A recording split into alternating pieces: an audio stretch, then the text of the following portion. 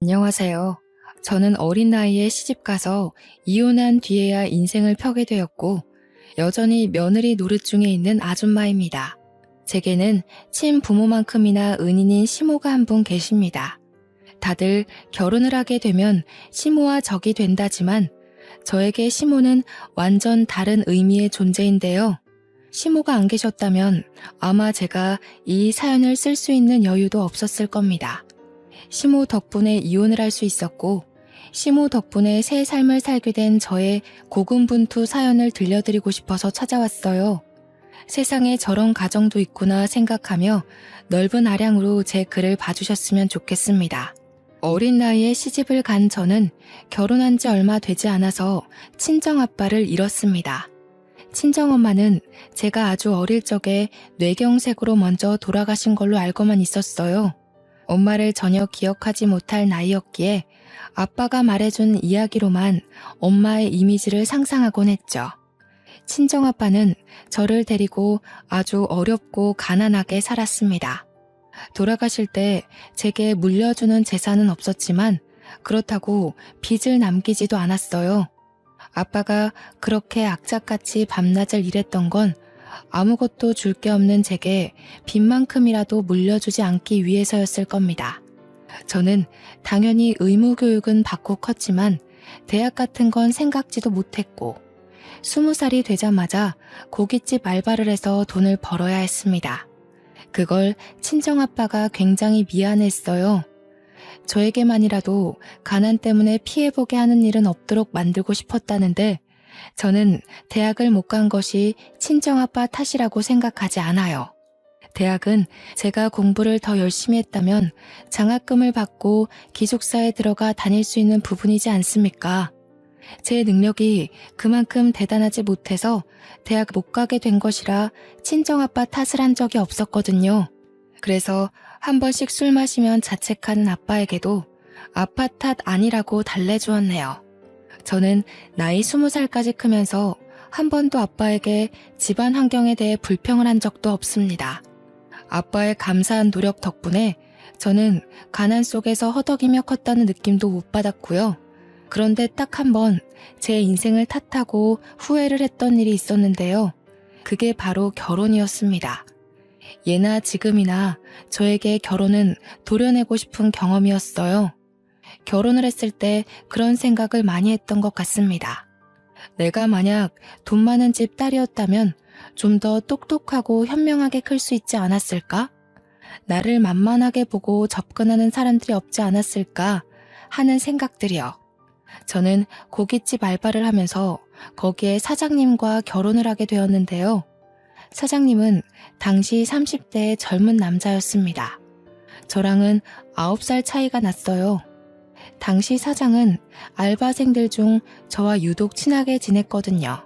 그 이유가 제가 다른 알바생처럼 짧게 일하다 그만두는 알바생이 아닌 실하고 길게 일해주는 알바생이었기 때문이었죠.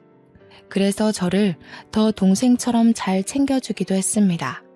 집에 가서 먹으라고 남는 고기를 포장해주기도 하고 제 형편을 알기 때문에 한 번씩 비싼 고기도 포장해서 친정아빠랑 같이 먹으라고 건네기도 했어요. 어머 사장님, 이건 너무 많아요. 그리고 이거 비싼 거잖아요. 저는 삼겹살이면 돼요. 전 진짜로 삼겹살이 더 좋아요. 저희 아빠가 삼겹살에 소주 먹는 걸 진짜 좋아하거든요. 삼겹살까지 더 챙겨가면 되겠네. 너한테 주는 건 하나도 안 아까우니까 가져가. 네가 꾸준히 일해주는 덕분에 너만 있으면 가끔씩 바깥일이나 은행 업무도 보고 올 수 있었잖아. 이거 준다고 내가 금방 손가락 빨게 되는 건 아니다. 나도 넉넉하니까 챙겨주는 거지. 처음엔 마냥 공짜라는 생각에 좋아라 했는데 나중에 되니까 민폐가 아닌가 싶더라고요. 그래서 결국 사장님한테 돈을 지불하려고 했는데 사장님이 정색하면서 우리 사이에 돈을 왜 주고받냐고 하대요. 그러면서 하는 말이 사실 저한테 이성으로 관심 있기도 해서 챙겨주는 거라고 하는 거 아니겠어요? 장사 때문에 제대로 밖에서 만나볼 시간도 없었지만 그래도 내가 꽤 괜찮은 놈이거든? 정말 잘해줄 자신 있으니까 나랑 한번 만나볼래? 난 제법 오래전부터 널 마음에 두고 있었어. 든든한 우리 친정아빠처럼 또 다른 매력으로 제게 소나무 같은 버팀목이 되어주던 사장님이었는데 그런 고백을 받으니까 제가 흔들릴 수밖에 없더라고요. 그렇게 서로를 향한 정이 결혼까지 이어질 줄은 몰랐습니다. 저는 23살 나이에 시집을 갔어요. 무엇보다 친정아빠가 제 결혼을 무척 기뻐하셨습니다. 결혼식이 끝나고 신혼여행을 떠나기 전 제 남편 손을 꼭 잡고서 해주신 말이 있었어요. 우리 딸 잘 부탁하네. 자네만 믿을게. 내가 우리 귀한 딸 두고 늘 마음이 불안해서 뭘 제대로 할 수가 없었는데 이제야 마음 편히 내 일을 볼 수 있겠어. 우리 애가 아직 어려서 많이 서툴 거야. 너그럽게 이해해주고 좀 많이 가르쳐주게. 곧 자라는 애니까 많이 보듬어주고 또 힘든 게 있어도 말을 잘 안 할 때가 많아. 자네가 먼저 알아봐주고 다독거려줬으면 좋겠어. 물론입니다. 그런 건 전혀 걱정 안 하셔도 돼요. 장인어른께선 걱정 마시고 앞으로 편하게 일 보시면 되세요. 한 번씩 꼭 인사드리러 갈게요. 신혼여행 다녀오고 나서도 들릴 테니까 약속 잡으시면 안 돼요? 그날 친정아빠가 제게는 별다른 말 없고 그냥 아빠 딸로 태어나게 해서 미안하다는 말만 했습니다. 무슨 그런 말을 하냐고 타박을 했더니 아빠가 그냥 웃기만 하면서 안아주더라고요. 정말 사랑하는 아빠지만 그래도 포옹을 해본 건 그날이 처음이었어요. 그리고 그게 아빠와 마주한 마지막 시간이었다는 걸 상상도 하지 못했죠. 저희는 가게를 매니저한테 맡기고 한 달 동안 신혼여행을 즐겼습니다. 남편이 아시아 일주를 해보고 싶다고 해서 한 달을 바쁘고 알차게 보냈어요. 솔직히 제 인생에서 가장 화려한 날들이긴 했습니다. 그리고 신혼여행을 마치고 한국으로 귀국을 한 날 저는 공항에 마중 나온 친척들에게 친정아빠가 돌아가셨다는 얘기를 듣게 되었어요. 친정아빠는 제 결혼식 일주일 전에 췌장암 말기 판정을 받았다고 했습니다. 친척분들이 다들 저한테 알리고 늦게라도 치료를 시작하자고 했으나 친정아빠가 가망 없는데 돈 쓰고 싶지 않다고 또 제게 짐이 되기 싫다고 하면서 끝내 저한테 알리기를 거부하셨다고 해요. 그 소리를 듣고 친척들과 함께 정신 놓고 달려간 곳은 병원이 아닌 빈소였습니다. 벌써 이틀째 진행된 친정아빠의 장례는 저에게 큰 충격을 안겨주었습니다. 이럴 거라서 신혼여행 떠나기 전 그렇게 마지막 인사처럼 남편을 붙잡고 얘기했던 걸까요? 친정아빠 혼자서 저에게 마지막 인사를 나누고 멋대로 마음을 정리해버렸던 거겠죠. 왜 나한테 아빠와 함께 할 수 있는 시간을 주지 않았는지 원망스러웠고 마지막 인사도 못하고 얼굴도 못 보고 떠나버렸는지 너무 밉기만 했습니다. 벌써부터 아빠 얼굴이 생각나지 않는 것 같아 무섭기도 했고요. 그날 믿을 수 없는 사실에 아빠 사진 아래서 얼마나 오열을 했는지 모릅니다. 발인을 할 때는 끝내 그 자리를 끝까지 지키지 못하고 잠깐 혼절을 해버렸던 걸로 기억해요. 그렇게 저는 하나밖에 없던 가족을 잃고 새로운 가족을 얻었습니다. 일찍부터 시작한 부부 생활은 모든 것이 서툰 것 투성이었어요. 빨래나 아빠가 사놓은 반찬으로 밥만 먹었지 살림이라고 해봤자 자취생 수준 정도로만 할 줄 아는 게 다였거든요. 그래도 친정아빠의 조언 덕분인지 남편이 제게 괜찮다고 차차 배워나가면 된다고 많이 위로해 주었습니다. 남편은 고아가 되어버린 저와 달리 제게 정말 과분한 사람이었는데요. 시댁도 원래 이렇게까지 좋은 아파트에 산 것은 아니었다고 남편 장사가 잘 되어 형편을 폈다고 하더라고요. 남편에게는 시부는 없었고 시모가 하나 있었습니다. 그런데 시모가 말을 못하는 장애인이었어요. 과거에 시부모님 차량에 물이 빠지는 사고가 있었는데 그 충격으로 시모가 말을 잃었다고 하더군요. 시부는 그때 돌아가신 걸로 얘기 들었습니다. 걱정한 것과 달리 시모는 참 고우신 분이었어요. 말은 못하지만 제가 어린 나이에 고생하지 않길 바랬는지 늘 목에 걸고 있는 수첩에다가 그만 들어가서 쉬라는 말을 많이 적어서 보여줬습니다. 원래 수화를 하는 분이지만 제가 수화를 하지 못하니 항상 수첩을 지니고 다니셨어요. 아니에요, 어머님. 저도 얼른 배워서 남편 식사 제가 직접 차릴 수 있어야죠. 어머님께도 빨리 도움되는 며느리가 되고 싶어요. 지금은 민폐만 끼치는 것 같아서 죄송해요. 시모는 저를 정말 기특하게 봐주셨습니다. 나쁜 며느리가 들어오면 어쩌나 걱정을 많이 했다고 오히려 제게 고맙다는 말을 많이 해주신 분이죠. 저는 남편이랑 결혼하면서 하던 아르바이트도 안 하게 되었기에 시모랑 하루 종일 붙어있는 시간이 많았는데요. 시모가 저를 딸처럼 잘 챙겨주니 저도 시모를 엄마처럼 많이 의지하게 되더라고요. 덕분에 저는 결혼 생활 1년 반 정도 만에 거의 주부 10단 신랑만큼이나 살림을 잘하게 되었습니다. 시모의 도움과 저의 노력이 시너지를 일으켰기 때문이라고 생각합니다.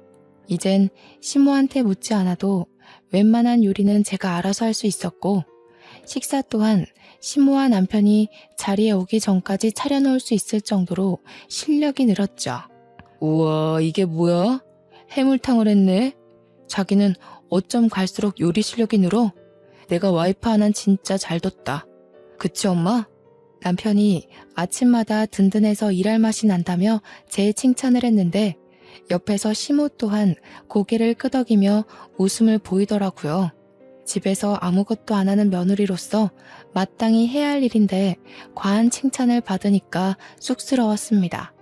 남편 장사가 새벽 2시에 끝나기 때문에 저는 늘 남편이 올 시간쯤에 다시 잠에서 깼다가 남편을 챙겨주고 잠자리에 들기를 반복했어요. 남편은 저보다 더 힘들게 손님 상대하며 12시간 넘게 일을 하는데 이 정도 내조하는 건 전혀 힘들지 않았습니다. 그러던 어느 날은 남편이 알바생들이랑 회식을 한다며 늦게 들어올 거니까 먼저 자라고 하더군요. 제가 아르바이트 하던 때에도 가끔씩 회식을 했었기에 알겠다고 조심해서 들어오라고 말한 뒤 잠에 들었는데 한참 새벽이 되었을까 제 전화기가 징징 울리더라고요. 작은 진동으로 되어 있었는데도 금방 깰 수 있었던 이유가 희한하게 남편이 집에 안 들어오면 잠기가 예민해지는 거 있죠. 남편이 무사히 귀가하는 걸 제 눈으로 봐야 안심이 되었어요. 정말 가족이라고 생각했기 때문이 아니었나 싶네요. 저도 남편 가게에서 오래 일했던 알바생이라서 거기 매니저와 알고 있는 사이였는데요. 오랜만에 매니저한테서 전화가 왔더라고요.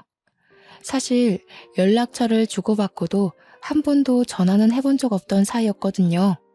통화해본 적 없는 사람이 다늦은 새벽에 전화가 왔다는 건 당연히 남편 문제가 아니겠습니까? 수진아, 오랜만이네. 잘 지내고 있지? 사장님이 술을 과하게 드셔서 뻗었거든. 좀 있으면 집 앞에 도착하는데 나와줄 수 있어? 한 10분 뒤면 도착할 것 같아. 역시 남편 일이 맞았던 거죠. 남편은 회식이 있더라도 한 번도 술 먹고 기절해 본 적 없던 사람이거든요. 너무 놀라서 저는 얼른 옷을 챙겨 입고 밖으로 나갔습니다. 잠시 기다리고 있었을까? 얼마 뒤 차 한 대가 아파트 입구에 섰고 보조석에 앉아있던 매니저가 내리더니 인사를 해왔습니다. 저희는 오랜만에 보는 거였는데도 안부 인사 나눌 정신 없었어요. 뒷좌석 문을 열고 남편을 꺼내기 바빴죠. 그런데 남편 혼자 있는 줄 알았던 뒷좌석에 어떤 여자 알바생이 함께 타고 있더라고요. 한눈에 봐도 예뻤고 화려한 타입이라는 게 드러날 정도로 미인이었습니다. 급하게 나왔다지만 파자마 잠옷에 바람막이 외투 하나 걸치고 있는 제 모습과는 차원이 다른 여성성이었죠. 어머, 안녕하세요. 사장님 와이프신 거죠? 저 이번에 사장님 가게에서 일하게 된 알바생이거든요. 오늘 제 환영회 하느라 오빠가 좀 과하게 마셨어요. 늦게 보내드려서 죄송해요. 제 남편을 오빠라고 부르는 것도 기분 나쁜데 자기가 뭔데 제 남편을 보낸다 만다 하는 건지. 괜히 마음에 안 들어서 대꾸도 안 하고 그냥 고개만 끄덕했습니다. 매니저가 친히 엘리베이터까지만 남편을 실어주고 제가 이만 가보라고 해서 떠났어요. 저는 혼자 무거운 거구의 남편을 겨우 부축하여 집에 들어갔는데요. 잠자던 어머님이 제가 나가는 소리를 들었던 건지 미리 현관 앞까지 나와 있더라고요. 시모는 급하게 종이에다 메모를 적어 제게 보여줬습니다. 뭐하다 이렇게 술을 퍼마셨냐고 물었어요. 아이고, 어머님 깨셨구나. 조용히 나간다는 게 그만 큰 소리 냈나 보네요. 죄송해요. 남편이 오늘 회식이 있었거든요. 기분 좋은 일이 있었는지 평소랑 다르게 많이 마셨나 봐요. 남편을 침대로 옮기는 데에 시모까지 나서서 도와줬고, 시모는 바로 방으로 돌아갔습니다. 저 혼자서 남편 옷을 벗기느라 2차전을 벌이고 있던 중이었는데요. 남편이 자꾸 뭐라고 중얼중얼 거리는 겁니다. 이렇게까지 취한 걸 본 적이 없어서 여전히 낯설었어요.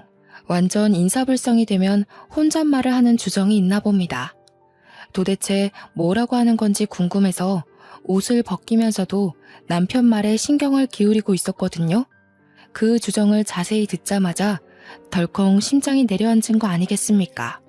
남편이 자꾸 누군지 모를 여자 이름을 자꾸 중얼거리는 겁니다.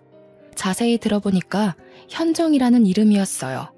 착각이겠지, 잘못 들은 거라 치부하고 싶었지만 남편은 제가 옆에서 눈을 감기 전까지 계속 현정이라는 이름만 불렀습니다. 그 때문에 신경이 쓰여서 거의 밤잠을 설쳤네요. 결국 다음날 남편한테 꿀물을 타주면서 현정이가 누구냐고 물어보게 되었습니다. 그러자 남편이 캑캑 사례가 들리더니 정신 번쩍 든 얼굴로 저를 쳐다보더라고요. 그러면서 그게 누구냐고 오히려 모른 척하대요. 당신 어제 술 먹고 와서 내내 현정이라는 사람만 찾았어.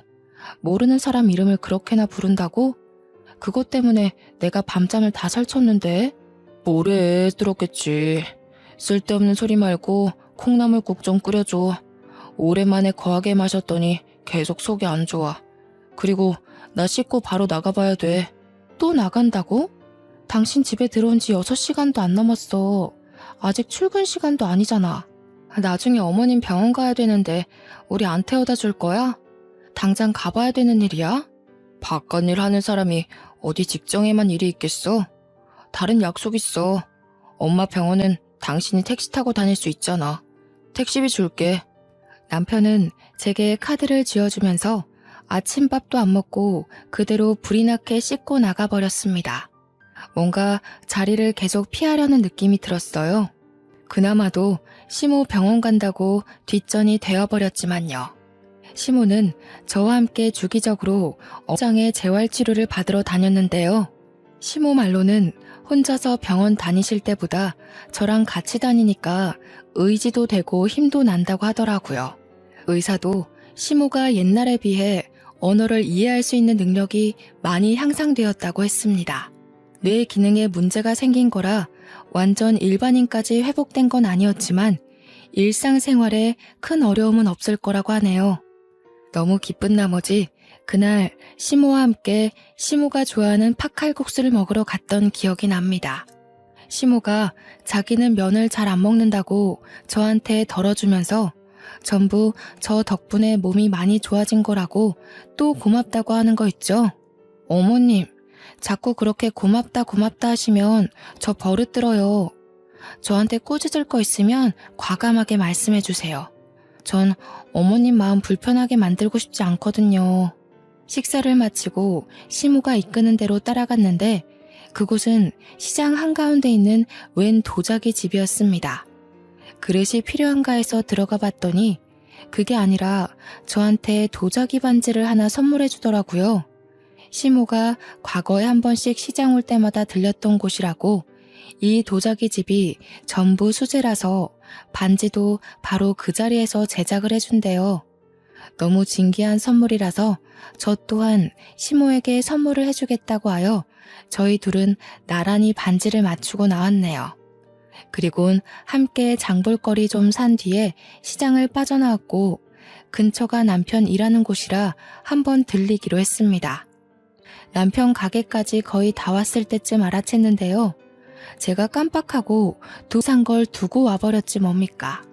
시모한테 남편 가게 안에 들어가 있으라고 하고 급히 3분 거리의 시장으로 다시 돌아갔습니다. 금방 갔다가 왔더니 시모가 저한테 달려오고 있는 거 아니겠어요? 느닷없이 제 손을 붙잡아 당기며 집에 가려고 하더군요. 어머님, 어디 가세요? 남편 만났어요? 남편한테 고기 좀 얻어가려고 했는데. 잠깐만요. 제가 남편한테 빨리 말하고 올게요. 시모가 자꾸 제가 하는 말에 손사래만 치면서 계속 집에 가자고 당기는 겁니다. 그때 남편 가게를 앞을 그냥 지나치게 되었는데 스쳐가는 상태로 안을 슬쩍 봤거든요. 순간 제 눈에 무언가가 포착되었지 뭡니까. 손님 몇 없는 테이블 사이로 카운터 쪽에서 웬 남녀가 사이좋게 손을 맞잡으며 노닥거리고 있는 걸 똑똑히 본 거죠. 시모가 당기는 바람에 금세 지나쳤지만 온몸에서 반응하는 촉이 저를 불안하게 만들었습니다. 저는 결국 저를 꼭 잡는 시모와 실랑이를 벌이면서 시모를 놓고 가게로 돌아갔어요. 아니나 다를까 지난번 집 앞에서 본 여자 알바생과 남편이 휴대폰을 같이 보면서 키득거리고 있는 거 아니겠습니까? 그것도 완전 커플이 몸을 부대끼고 있는 모습처럼요. 저는 주변 사람들이 쳐다보건 말건 신경도 안 쓰고 냅다 소리를 질렀습니다. 여보! 하고 고함을 쳤더니 남편이 깜짝 놀라서 저를 발견했고 그대로 알바생을 밀치더라고요. 여자 알바생이 중심을 잃고 넘어지면서 엉덩이를 박았는데 금세 또 알바생을 부축하며 챙겨주었습니다. 그리고는 저한테 와서 우선 밖에서 얘기하자며 저를 끌고 가게를 나가려 했어요.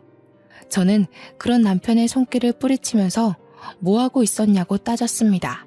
당신 설마 바람 피는 거야? 어제 당신 술 취해서 올 때 저 여자랑 같이 있었는데 그때부터 이런 짓 했니? 도대체 언제부터 이랬어? 시끄러워. 사람들 보잖아. 그리고 왜 연락도 없이 가게를 찾아와? 여기가 왔다 갔다 놀러 다니는 놀이터인 줄 알아? 쓸데없는 소리 말고 집에 가 있어. 집에 가서 얘기해. 내가 이대로 집에 가면 일이 더 커질 거란 생각은 안 해? 바람 핀 게 아니면 이 자리에서 해명을 해야지. 아, 저 여자가 현정이야? 당신이 술주정 부리면서 주구장창 불러제끼던 그 여자 맞지? 저는 남편을 밀치고 나가 그 여자 알바생한테 이름을 물었습니다. 알바생이 당황해서 말해주지 않고 있던 때에 어수선한 분위기에 주방에서 나온 매니저가 저를 발견하고 반갑게 인사를 하더군요. 그래서 제가 바로 매니저한테 여자 알바생 이름이 현주 맞냐고 물어봤죠. 상황을 모르던 매니저는 당연히 고개를 끄덕였고 저는 그대로 남편을 째려봤습니다. 그때 시모가 허둥지둥 들어와서는 저를 잡아당기며 얼른 집에 가자고 또 재촉을 했는데요. 남편이 이번엔 시모한테로 화살을 돌리는 거 아니겠어요? 엄마, 내가 병원 갈 때 이쪽으로 지나다니지 말랬잖아. 미리 말해줬는데 그새 까먹었어? 하여튼 머리가 망가지니까 답답한 짓만 계속하네. 나만 속 터지지 나만. 남편이 언성을 높이자 시모가 남편한테 미안하다고 두 손을 싹싹 빌었습니다. 그러면서 시모가 다시 저를 끄집어 당겼어요. 그런데 곰곰이 생각해보니까 남편 말이 좀 이상하더라고요. 이쪽으로 지나다니지 말랬다고요? 그런 경고를 시모한테 미리 얘기를 했다는 건 이미부터 이런 수상쩍은 짓을 하고 다녔다는 거 아닌가요? 제가 그걸 눈치채고 다시 남편한테 따지고 물었더니 당황한 남편이 영업방해로 신고하기 전에 나가라고 협박을 하기 시작하더군요. 그러면서 저와 시모를 힘으로 몰아냈고 계단이 있는 것도 고려 안 한 채 무작정 밀어붙이는 탓에 시모가 발라당 바닥을 굴렀습니다. 지나가던 사람들이 놀라서 시모를 살폈고 가게 안의 사람들도 그제서야 일어나서 남편을 동영상 찍기 시작했어요. 화가 잔뜩 난 저는 시모를 살펴주다가 들고 있던 두부로 냅다 남편 머리통을 후려쳤고 그걸로 모자라서 봉지에서 두부를 꺼내 남편한테 패대기를 쳐버렸어요. 뭘 잘했다고 네 엄마를 그렇게 사정없이 밀어버려. 유부남이 대낮에 사람들 보는 앞에서 바람피는 게 잘한 짓이야? 네가 그러고도 어머님 아들이라 말할 자격이 있어? 아이씨, 내 돈으로 먹고 자고 싸고 치료까지 받으면서 그럼 그건 누가 효도하는 건데? 이렇게까지 해줬으면 나머지는 당신이 며느리로서 해야 되는 거 아니야? 그러게 내가 좋게 말할 때 집에 돌아갔으면 이 꼴은 안 당했을 거 아니야. 남편의 호통은 사람들의 주의를 모으기 충분했고 남편은 제 분에 못 이겨 우리를 내버려 두고서 가게의 깊숙한 곳으로 들어가 버렸습니다. 하는 수 없이 저는 시모를 챙겨 집으로 돌아왔는데 시모가 저한테 계속 미안하다고 계속 메모를 적어주더군요. 알고 보니 시모는 남편이 바람피고 있는 걸 진작에 알고 있었더라고요. 아들이란 이유만으로 또 며느리인 내가 상처받길 원치 않아서 모든 걸 모른 채 입 다물고 있었다고 자백했습니다. 어머님, 저 너무 화나요. 솔직히 어머님한테도 배신감 느끼고요. 차라리 다 말해주시지. 그럼 제가 어머님한테만큼은 이렇게까지 배신감 느끼지 않았을 거예요. 전 어머님 너무 좋아했는데 역시 핏줄 앞에선 진심도 아무 소용이 없네요. 저 혼자 어머님을 엄마로 생각했나 봐요. 하긴 아들보다 며느리가 좋은 시어머니가 어딨겠어요. 어머님, 저 때문에 부담스러우셨겠어요. 이젠 저한테 신경 끄셔도 돼요. 저도 그럴 테니깐. 그날 저는 결혼하고서 난생 처음 시모에게 상처 주는 말을 서슴지 않고 해버렸습니다. 시모가 저를 붙들고 미안하다고 사과를 했지만 용서를 받아주지 않고 외면을 했어요. 그렇다고 가진 돈이 없는 제가 바로 집을 나갈 수 있는 건 아니었습니다. 생계 때문에 당당하게 이혼하자는 소리도 꺼내지 못하고 이대로 남편과 냉전 상태만 유지했죠. 그러다 돈 없는 제가 끝내 이혼 결심을 한 계기가 생겼는데요. 바로 친정아빠의 첫 기일날이었어요. 남편과 사이가 안 좋더라도 장인어른 기일은 남편한테 알려줘야 할 것 같아서 막 일하러 출근한 남편한테 전화를 했거든요. 그런데 웬 여자가 받는 거 아니겠습니까? 바로 그 문제의 알바생 상간녀였어요. 네, 사장님 커피 사러 갔는데 뭐라고 전해드릴까요? 근데 사모님, 그 전에 제가 궁금한 게 있는데요. 오빠가 사모님한테 마음 뜬 거 알면서 왜 계속 붙어 있어요? 혹시 돈 보고 자존심 없이 참고 살고 있는 거예요? 뭐라고요? 그쪽이야말로 가게에서 개망신 당해놓고 왜 아직 내 남편이랑 만나요? 생각 똑바로 바뀐 사람이면 그 가게에서 일 그만둬야 되는 거 아닌가요? 어머, 설마 저랑 오빠가 그날 소동 때문에 사이가 틀어진 줄 알았어요? 순수하기도 하셔라. 사모님이 생각하시는 것보다 저랑 오빠 꽤 돈독한 관계예요. 특히 오빠가 저한테 푹 빠져있네요. 내 남편 돈 보고 붙어있는 건 내가 아니라 그쪽이겠죠. 얼마나 돈에 미쳐있으면 유부남을 꼬셔서 남의 가정을 파탄내요? 어린애라서 그런가? 사모님이 모르셔도 너무 모르신다. 세상에 돈이면 미치는 사람들 많아요. 돈이란 건 남녀 불문, 나이 불문, 국적 불문하고 굉장한 가치잖아요? 참, 그거 알아요? 사모님 한 번씩 혼자 장 보러 갈 때 이미 어머님한테는 여러 번 인사를 드렸어요. 상간녀 발언에 흔들리고 싶지 않았는데 결국 저는 마지막 말을 듣고서 심장이 내려앉아 버렸습니다. 그대로 전화를 끊은 저는 당장 시모방을 찾아가서 물었습니다. 그러니 시모가 죄인처럼 고개를 숙이면서 맞다고 수긍하더라고요. 제게는 그것이 정말 청천벽력 같은 소식이었고 결국 저는 그 자리에서 이혼을 결심해버렸죠. 여기서 더 실망하게 된다면 저 어머님한테 해코지하고 싶을지도 몰라요.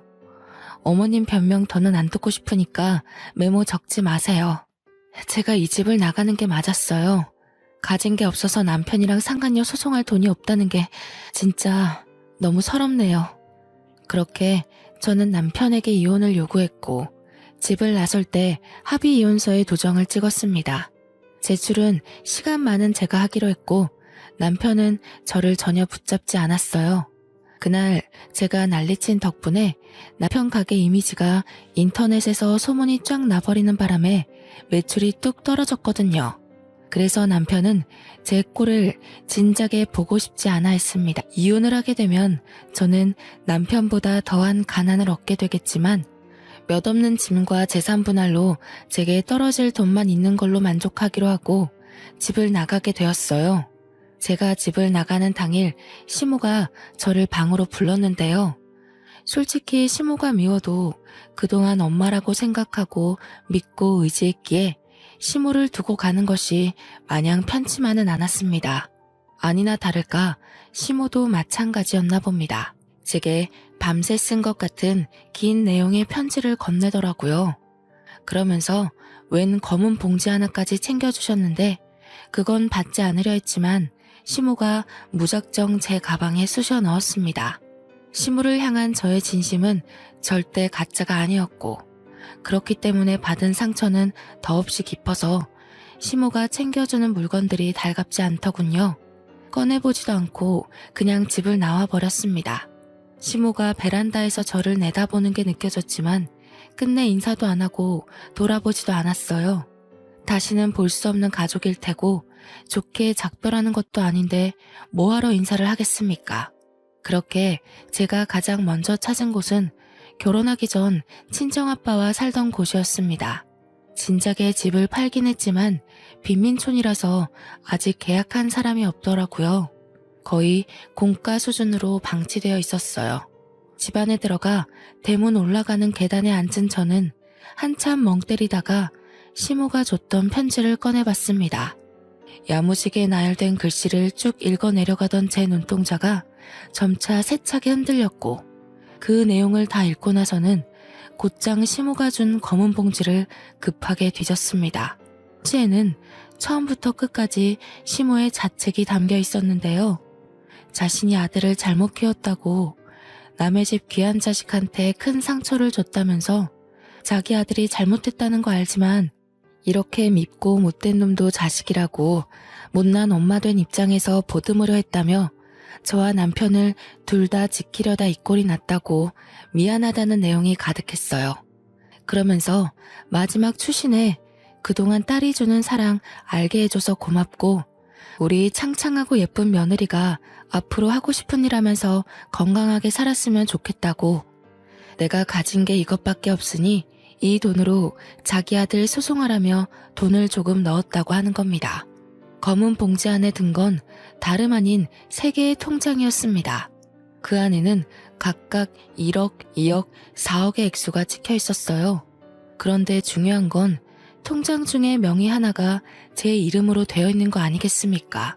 그 말은 본래 가지고 있던 2개의 통장과 다르게 나머지 하나는 일부러 저를 주기 위해 만들었다는 거잖아요. 어떻게 이럴 수가 있는 걸까요?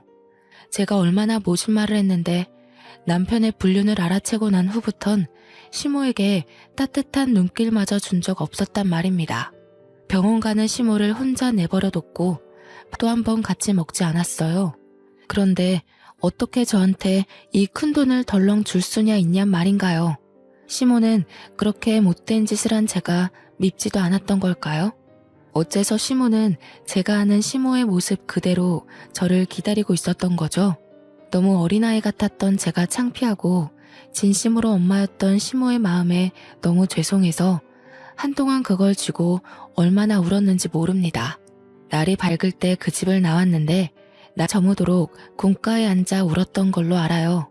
결국 저는 다시 시모가 있는 집을 찾아갔습니다. 그 쓰레기 같은 집에서 시모를 빼내오기로 마음을 돌려먹은 거죠. 집에 갔더니 제가 나간 걸 알고 살판난 남편이 그새 상간녀를 들였지 뭐예요. 제가 집을 나간 게 12시간도 안 되었는데 얼마나 이 순간을 기다렸으면 그새 상간녀를 집까지 들였을까요? 어차피 남이 될 남편 그냥 무시하고서 저는 바로 시모 방을 찾았습니다. 시모는 방구석에 앉아서 저와 찍었던 사진을 정리하고 있더라고요. 저는 진작에 빼버린 도자기 반지도 시모는 여전히 끼고 있었습니다. 제가 방문을 열자마자 저를 발견한 시모가 깜짝 놀라셨는데요. 저는 설명도 없이 당장 시모의 짐을 챙기기 시작했어요. 챙기고서 시모 손을 잡고 신발을 신겨주는데 그때 남편이랑 상간녀가 다시 모습을 드러냈습니다. 뭐야 당신? 우리 엄마 데리고 뭐 하는 거야? 갑자기 다시 와서 왜 이래? 우리 더 이상 볼 필요 없는 사이지 않아? 당신한테 부모가 필요 없는 것 같아서. 근데 나는 엄마가 너무 필요하거든. 어머님이 당신 찾을 때까지 당신이 먼저 어머님 찾는 일은 없었으면 좋겠어. 그리고 나 당신이랑 저 여자 소송할 거거든? 저 여자 돈 없는 학생이라고 했지?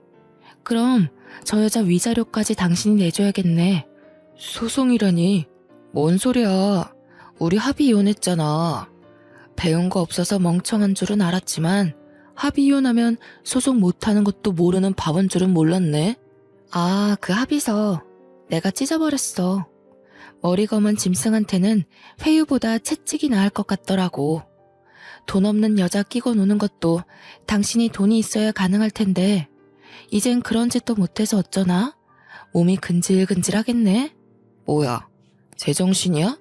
합의 본 걸 왜 이제 와서 뒤엎고 난리야. 이거 무효야.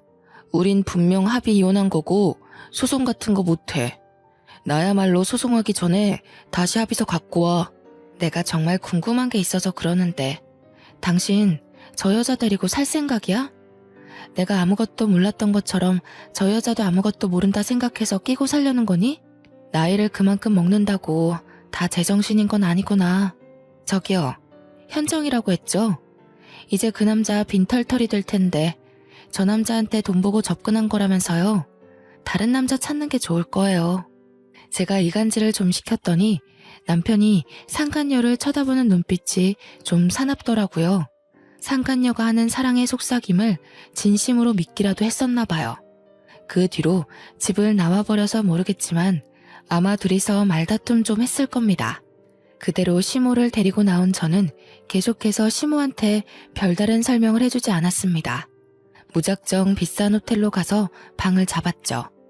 맨날 마트보다 시장을 전전하며 한 번도 사치를 부린 적이 없는데 그날만큼은 어머님과 함께 기분 전환할 수 있는 곳에 있고 싶었어요. 죄송해요 어머님. 어머님 뜻 안 물어보고 마음대로 모셔와서요. 다시 돌아가고 싶다고 해도 괜찮아요. 대신 오늘만은 저랑 같이 있어주세요. 호텔방에 들어와서야 저는 시모 앞에 고개를 숙이며 어리석었던 마음을 용서 빌었습니다. 제 말을 듣고 시모는 제 손을 꼭 잡아주면서 그러지 말라고 하더라고요. 그러면서 입모양으로 고마워 이 말 한마디를 하는데 내내 불안했던 제 마음이 사르르 풀려버렸지 뭡니까. 솔직히 무서웠거든요. 남편한테 그렇게 덤비면서도 어머님을 데리고 당당하게 나오면서도 잘못된 일을 저지르고 있는 것 같아서 조마조마했단 말이죠. 그런데 아니래요. 저더러 참 기특하게 잘했대요. 시모가 그렇게 말해주는데 두려웠던 마음이 싹 가시면서 눈물이 나더라고요. 아마 시모 품에서 몇 분을 엉엉 울었을 겁니다. 저는 시모가 준 용기로 끝내 남편과 상간녀를 소송하였습니다. 그리고 부동산을 돌아다니면서 시모와 함께 새로 살 작은 집을 구했어요. 남편한테 위자료 받은 게 생각보다 많아서 뭐라도 돈벌이를 해볼 시도를 할 수 있게 되었는데 시모가 저더러 기사식당 한번 해보지 않겠냐고 하더라고요. 제 요리 실력을 썩히기 아깝다고 작은 기사식당 하나 차려서 저렴하게 장사해보자고 권유를 하였습니다. 제가 어머님한테 요리를 배운 사람이니까 어머님 손맛도 당연히 장난 아니거든요. 그걸로 자리만 잡는다면 나쁘지 않게 살아갈 수 있을 것 같아서 저는 시모의 뜻을 따르기로 했습니다. 때문에 현재는 장사를 준비 중에 있어요. 언제까지 시모가 제 곁에 있을지 모르겠지만 만약 어머님이 다시 아들 곁으로 가고 싶다고 하면 그땐 정말 미련 없이 보내줄 생각이에요. 그러기 전까진 제가 엄마로 모시면서 병원 치료를 계속 함께 다닐 예정이고요. 물론 천류는 제가 함부로 끊을 수 있는 것이 아니기에 언젠가는 전 남편을 다시 마주할 날이 생길지도 모릅니다. 그러나 그런 각오도 안 하고서 시모를 모시고 나온 것이 아니에요. 시모와 함께 사는 내내 전 남편과 맞서야 되겠지만 그럼에도 불구하고 저는 시모한테 받은 은혜를 모른 척할 수 없었고 어머님이 주는 마음과 사랑이 제게는 너무나 절실한 가족의 온정이기에 절대 놓을 수 없었습니다. 제 선택을 후회하지 않습니다. 시모가 아니었다면 지금도 장사할 미천은커녕 또 어디서 아르바이트나 하면서 자격증을 따야 하나 말아야 하나 전전하며 살았을지도 몰라요. 누가 뭐래도 시모는 제게 은인이고 가족입니다.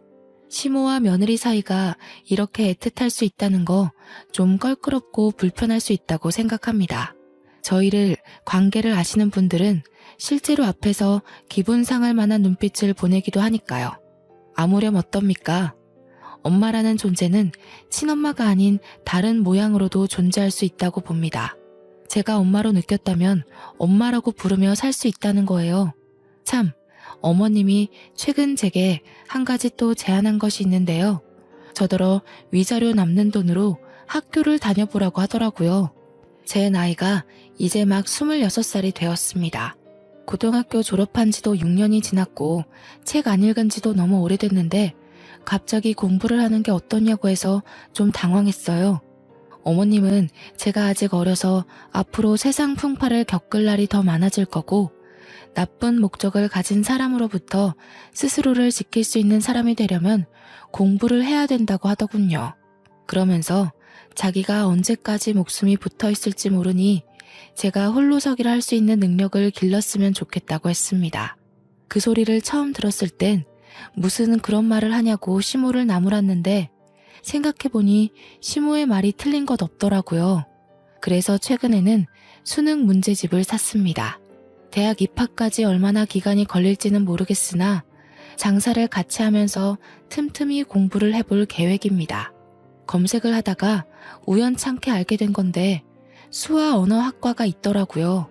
그걸 본 날부터 제게는 수화 통역사라는 꿈이 생겼어요.